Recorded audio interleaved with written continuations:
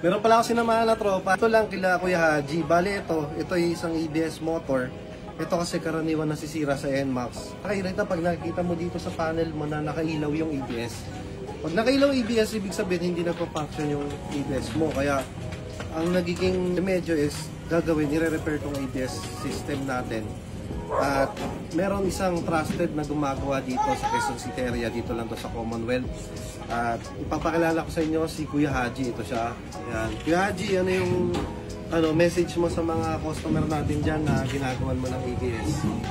Bali, message lang po, quick tips lang. Basta po umilaw na kaagad yung system ng ating ABS icon. Nakita natin dito sa panel, basta umilaw na siya. Unang i-check lang, sensor lang muna. Possible nagkaroon ng mga dumi yung mga metal chips doon. Nagkaroon ng metal chips yung mga magnet ng sensor. Linisin lang harap at likod o kaya nabengkong. Yun yung unang tips. Tapos pagka hindi nakuha doon, dito na yung problema. Huwag na pong patagalin para yung issue ay hindi masyadong magastos. O, yun lang po, yung pinakasimple. Tapos hanap kayo ng trusted na gumagawa ng ABS. Hindi po lahat ng ABS natin ay nakukuha sa cleaning.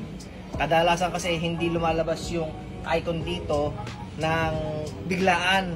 Kung minsan, nag-accumulated na yung fluid na doon sa loob, naipon na ng ipon dito, tapos yung kanyang board basang-basa na ng fluid. Ngayon, pagka binuksan nung gumagawa, hindi nakukuha lahat sa linis. Doon nagkakaroon ng back job pagka cleaning lang. Mas maganda, i-repair na rin yung board. Yun. So saan ba tayo pupunta kung naghahanap tayo ng trusted mechanic? Siyempre kay Haji Tech. Sir, salamat po. At yung shoutout din doon sa kasama ko ngayon. So yung may-ari nitong motor na to, si Marvin Chill. Kaya na to ngayon. Kasi kanina talaga wala. Hindi ko lang napakita yung video sa inyo. Sana sa video na to nakatulong kami sa mga may problema sa ABS dyan. Thank you sir. Salamat.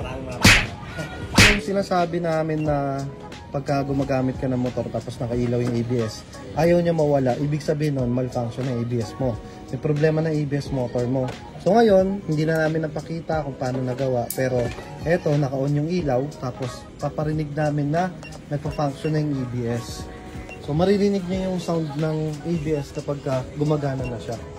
Ayan. So ginagamitan ng MST 500 ben, sir? 1,100 Pro X. Ayun, mas mataas na pala sa mga dating ginagamit. Upgraded na rin pala pagdating sa tool. Tapos, ayan. Testing natin. So nag-hit na siya. Mararamdaman yan pag ginagamit yung motor nyo, nagbigla kayo ng preno sa mga mabuhangin. Tutunog yan. Ibig sabihin, gumagana siya. Ayan. So ulit namin mamaya pagka umaandar na yung motor din, may kita nyo mawawala na yung, ayun, nawala. Hindi pa. Mamaya pag umandar, pag umikot na po, ano? Pag umikot kasi nagsabay na yung gulong niya, mag-speed na ng 10, matik yan, mawawala. Okay. Basta gumana na siya sa diagnostic tools, napaandar na natin yan, ibig sabihin goods na siya, wala na siyang issue doon sa system. Ngayon, road test tayo para malaman natin kung mawawala na yung icon ni ABS. Patunugin din natin pagka huminto, dapat tutugin siya. Opo. Ayan. Testing tayo.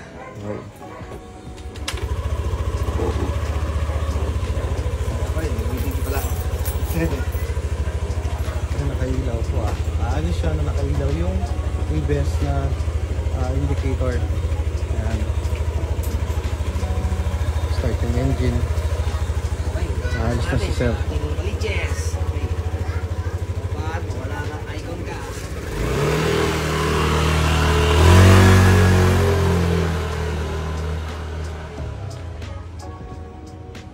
Wala na.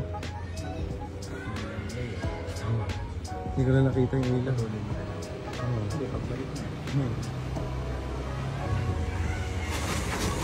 Oh, yun gumagana. Narinig niyo yun? Mapagana ko siya ng solo lang. Ayan. Nakita naman natin kanina, umakit siya doon pagbalik dito. Wala na ilaw. Okay, papaandarin natin yung ABS, babalik ako doon. Opo.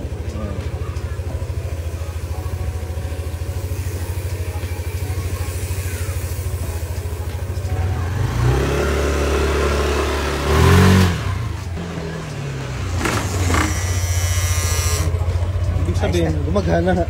Ayos sir, magaling. The best Haji Tech #1. Ayos na. Okay, ayos.